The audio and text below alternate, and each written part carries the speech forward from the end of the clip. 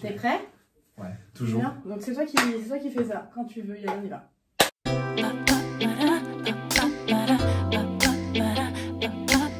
Coucou mes tâches et bienvenue sur ma chaîne TâcheTube. On se retrouve aujourd'hui pour une autre attachante rencontre avec Julien, ici présent. Je te laisse te présenter.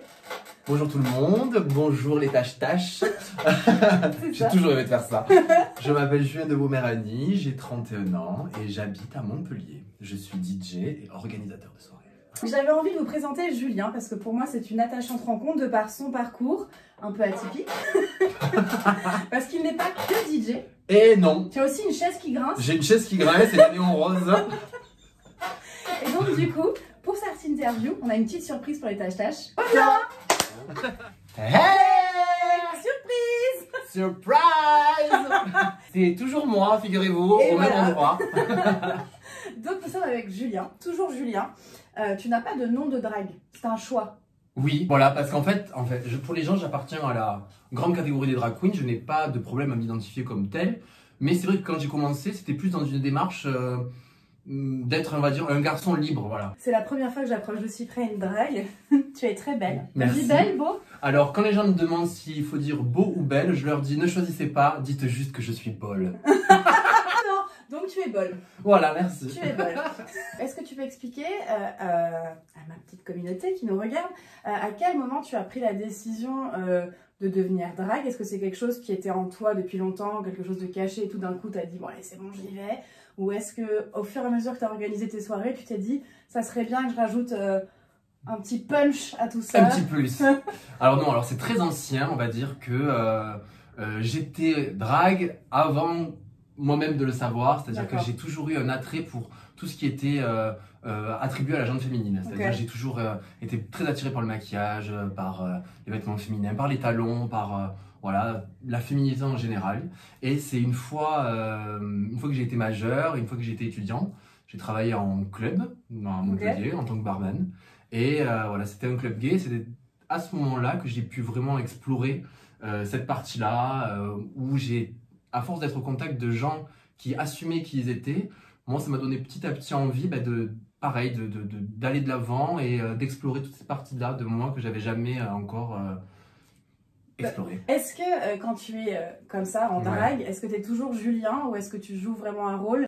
Alors non, quand je suis comme ça, c'est pour ça que je tiens à garder mon prénom, parce que c'est vraiment... c'est toi, c'est moi. Un peu exacerbé. C'est mon moi amélioré, voilà. C'est mon moi ultime, c'est le moi qui est libre, qui s'affranchit vraiment des normes, de ce qui est bien, de ce qu'il faut pas, enfin, bien et mal, je me comprends, c'est-à-dire de voilà, pas mettre de perruque, mettre des perruques, mettre des talons, pas mettre des talons. Quand je suis comme ça, c'est vraiment le moi le plus libre qui soit. Est-ce que tu te sens un peu plus sûr de toi quand tu es en femme? Complètement. C'est comme si j'avais une armure, en fait, qui me permet de faire des choses que je ne ferais pas en étant en civil. Comme quoi, par exemple? Comme par exemple, exercer mon travail. Voilà. Comme par exemple le fait d'être DJ et d'organiser des soirées.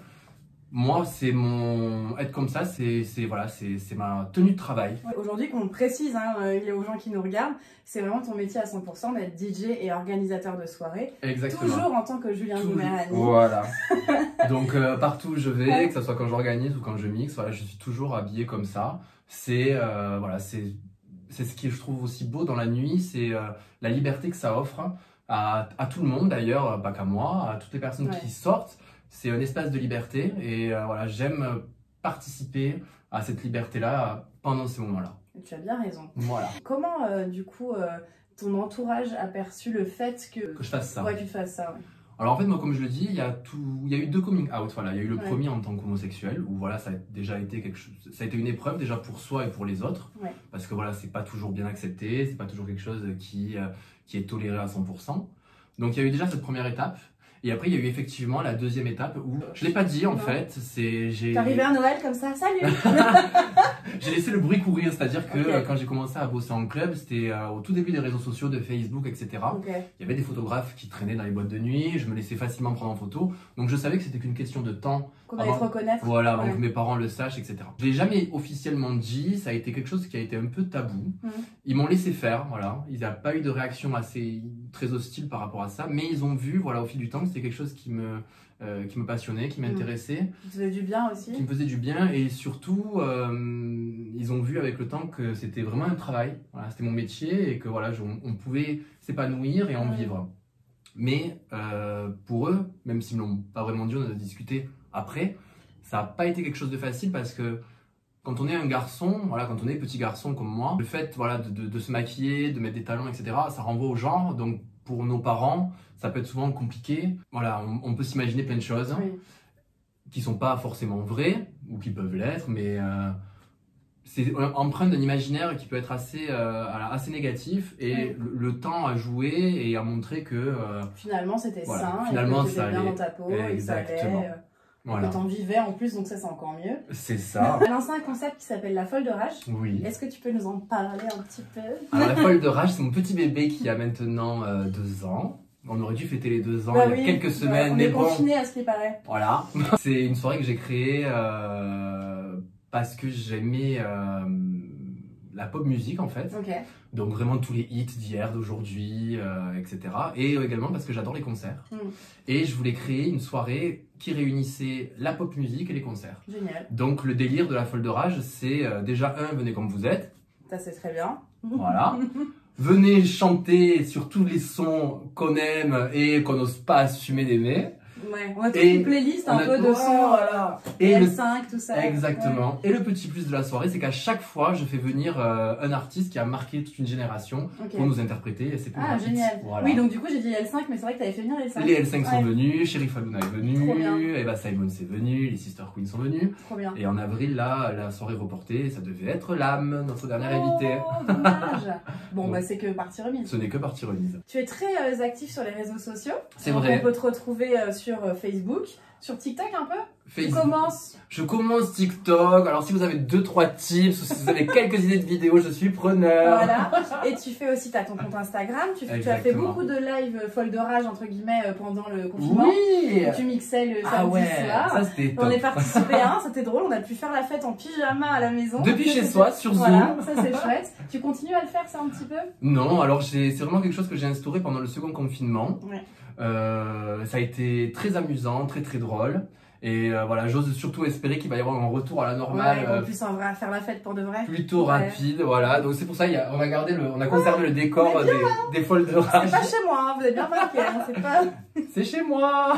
On se suit sur Insta, donc tu as pu voir que moi j'avais été victime malheureusement de commentaires très négatifs dans ma vie réelle et sur les réseaux sociaux. Est-ce que tu as eu des remarques négatives ou même dans la vraie vie? Est-ce que le fait que tu sois drague, ça pose des problèmes aux gens et qu'ils viennent t'en parler? Est-ce que tu pourrais témoigner par rapport à ça? Alors il y a eu, on va dire, j'ai été victime de 2 façons aux reproches des gens, c'est-à-dire dans un premier temps quand j'étais assez jeune par rapport au fait que j'étais un garçon qui était assez efféminé, donc on me renvoyait souvent à ça, à me dire que j'étais trop maniéré, que j'étais trop féminin, que j'étais trop ci, que j'étais trop mi. Et on m'a aussi, on me traitait bien souvent de PD, bien avant que moi-même je sache que je l'étais. Voilà. Ensuite, la chose plus, on va dire, pernicieuse, plus insidieuse, ça a été de la part du milieu homo en lui-même. D'accord. On peut penser que on peut penser que c'est un milieu qui est très ouvert, mais ça reste quand même un milieu qui est assez hétéronormé.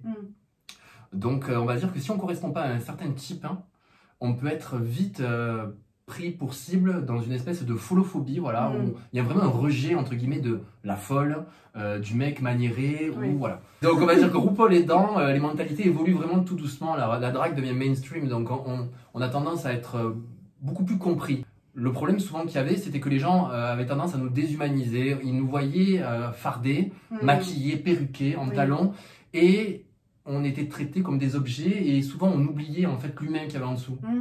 Et ça, c'est ça qui est important de dire aux gens, c'est qu'on a beau être sur scène, on a beau être des dragues, on a beau faire rire, on reste avant tout des humains avec des sentiments, des émotions. Donc tout nous touche. On n'est pas insensible à la critique. Et sur les réseaux, on t'a déjà critiqué? Est-ce que t'as pas vécu de cyberharcèlement? T'as pas été là-dessus? Non, pas vraiment. Tranquille. Ouais, c'est vrai. Les gens sont plutôt... Justement, avant qu'on tourne la vidéo, je t'avais posé la question et tu m'as dit que les gens étaient plutôt bienveillants avec toi. Ouais, les gens sont plutôt bienveillants. Globalement, les gens comprennent, soutiennent et même encouragent. Voilà.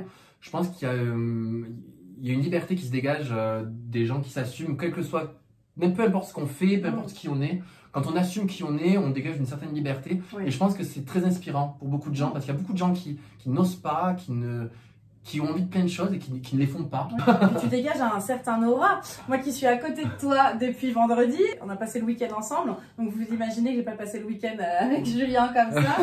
Et dès qu'il s'est maquillé et habillé, tout de suite on sent, on te sent dans la pièce. Que je me libère. Ouais. Les gens qui me suivent savent que effectivement depuis que je suis toute jeune, je suis dans le réseau LGBT. Tu fréquentes. Je fréquente. Tu nous fréquentes. Une vraie copine, comme on dit. Et voilà, j'ai énormément d'amis homosexuels et du coup, j'ai eu, de par mes expériences, rencontré des drags en boîte de nuit. T'en as déjà vu à plusieurs reprises. Ouais, mais déjà, ils irradiaient pas comme toi. Et en plus, non, mais je sais pas, et en plus, t'avais ce côté un peu où je me la pète, tu vois, je suis la reine de la soirée. Oui, et puis dans l'inconscient collectif, aussi dans l'image des gens, on n'arrive pas à faire la différence entre une drag queen ou une transformiste. C'est vrai. Un transformiste, on dit? Un ou une transformiste, voilà, on peut dire les deux. Qui va imiter Mylène Farmer, Céline Dion, vrai. etc. Et moi, je trouve que t'as modernisé le truc. Merci. Ouais. Bon, après, j'avoue, je n'ai rien inventé. C'est vrai que la drague a eu une évolution dans l'histoire. Après, je ne suis pas historien, mais bon, de mes connaissances, les premières dragues, c'était des transformistes. Voilà, c'était dans les théâtres, c'était dans des choses comme ça. Par exemple, comme chez Michou. Voilà, pour moi, c'est la base de la drague. Voilà, même si c'est pas vraiment des drag queens, ce sont des transformistes, mais voilà, c'est, on va dire, les premières à être montées sur scène, etc. Après, dans les années 90, il y a eu RuPaul, etc. Il y a eu vraiment la drague telle qu'on la connaît plus ou moins aujourd'hui. C'est-à-dire que la différence avec un transformiste, le transformiste va chercher à ressembler à quelqu'un, tandis que la drague va, à la base, exagérer les traits de la femme avec des très grosses perruques, des très gros maquillages.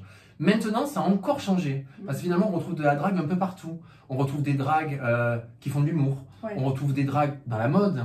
On retrouve des dragues qui ont des looks très très féminins. Oui. On retrouve des dragues maintenant qui ont de la barbe. Et même la drague continue d'évoluer parce qu'il y a même des femmes dragues. Voilà, maintenant la drague devient universelle. Et c'est ça qui est beau dans ce mouvement-là, parce que c'est quelque chose qui est né de la liberté et qui continue en fait à impulser de la liberté auprès d'une multitude de gens, quel que soit le sexe, quel que soit le genre, quel que soit tout ça. Et voilà, c'est ça qui est super. Est-ce que tu aurais un conseil à donner, parce que je sais que j'ai quand même pas mal d'homosexuels, de garçons-filles qui me suivent sur mon compte. Je prône l'acceptation de soi. Je pense que je le montre depuis 2 ans sur mon compte Instagram, que je suis hyper tolérante. Pour moi, c'est hyper important en fait d'accepter tout le monde quel qu'il soit, et ça me fait vraiment plaisir de te recevoir aujourd'hui. Est-ce que du coup tu aurais un conseil à donner à une personne qui par exemple qui aurait des difficultés à faire son coming out, ou qui aurait des doutes sur son homosexualité, enfin voilà, une parole, un mot, quelque chose? Moi je dirais c'est de garder espoir, et parce que c'est un chemin qui n'est pas facile, qui peut être très long, qui est surtout inégal. Par rapport. On n'a vraiment pas le même cheminement pour tout le monde, mais je pense qu'il faut écouter sa petite voix qu'on a à l'intérieur, parce qu'au fin fond de soi, on sait ce qui est bon pour nous, que ce soit être drague, être homo, vivre sa vie, peu importe comme elle est, mais au fond de nous, on sait. Et c'est ce que j'ai à dire, c'est que malgré tout ce qui peut se passer, des agressions, des insultes, des coups durs, je pense qu'il faut suivre ça, parce que l'épanouissement qu'il y a au bout de ce chemin-là, c'est hyper important. Donc, gardez espoir et continuez. Si vous avez une idée qui vous stimule, allez-y. Bon, je crois que j'ai rien à rajouter, j'ai même envie de pleurer. J'ai une dernière question, je viens d'y penser. Comme quoi. Si je te donnais une baguette magique et on était 5 ans plus tard, tu serais où, et ça serait quoi ton rêve secret ou un objectif dans 5 ans? Tu te vois comment? Eh ben écoute, moi j'espère dans 5 ans continuer à faire ce que je fais à l'heure actuelle et évoluer positivement là-dedans. Donc continuer dans la musique, continuer à organiser des soirées, mixer dans de plus en plus d'endroits, organiser des soirées où il y a de plus en plus de monde. Genre avoir un album, Julien de Romer, tes meilleurs mix, ça serait top. Pourquoi pas, voilà, faire la folle... un producteur. Voilà, si quelqu'un est là. Ou faire la folle de rage dans des salles énormes, voilà, recevoir, je sais pas moi, des artistes internationaux. Tâche. Voilà, tâche en live à la folle de rage par exemple. Merci beaucoup Julien, est-ce que tu aurais quelque chose à dire en plus qui se ferait plaisir? Je sais pas trop quand ça sortira, mais j'espère que cette année 2021 sera positive pour tout le monde, et que les choses vont s'améliorer. et qu'on va oublier 2020 et aller de l'avant tous ensemble. Alors du coup, vous pouvez retrouver Julien donc sur le nom de Julien de Beaumerani. Je vais vous mettre ça en dessous, hein, voilà, sur Facebook, sur TikTok et sur Instagram. Et puis moi, je vous embrasse très fort si vous avez aimé la vidéo. Donc je vous invite à la liker, à la commenter, à la partager. Et n'oubliez pas, self-love.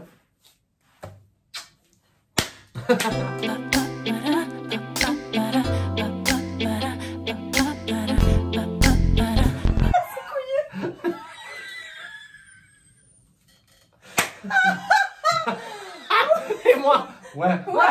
Ah, il fait chaud. Ouh. Ah, vas-y, mets-nous un peu d'air. Ah, merci. Et même lui, il est en train de lâcher. Ah putain. Il a 39 ans lui aussi. Et ben voilà, du coup, on a pas de questions.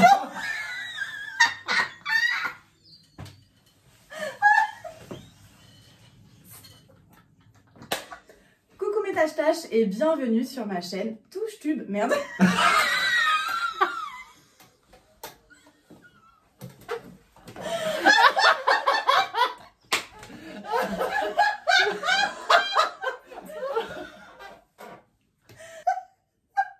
T'as dit touche tube. Excusez-nous. Alors. Elle hyperventile, elle revient.